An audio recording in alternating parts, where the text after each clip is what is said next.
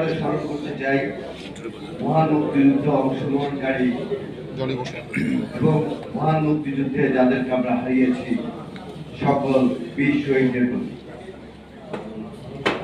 বন্ধুগণ, আপনারা দেখছেন যে আজকে আমাদের আলোচনার শিরোনাম মুক্তিযুদ্ধের সূচনা জিয়া রহমানকে নিয়ে।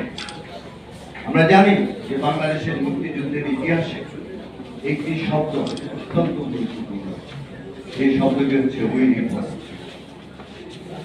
আর যার মুখ থেকে এই শব্দটি বের হয়েছে তিনি হচ্ছেন শহীদ রাষ্ট্রপতি জিয়াউর রহমান। আমরা যখন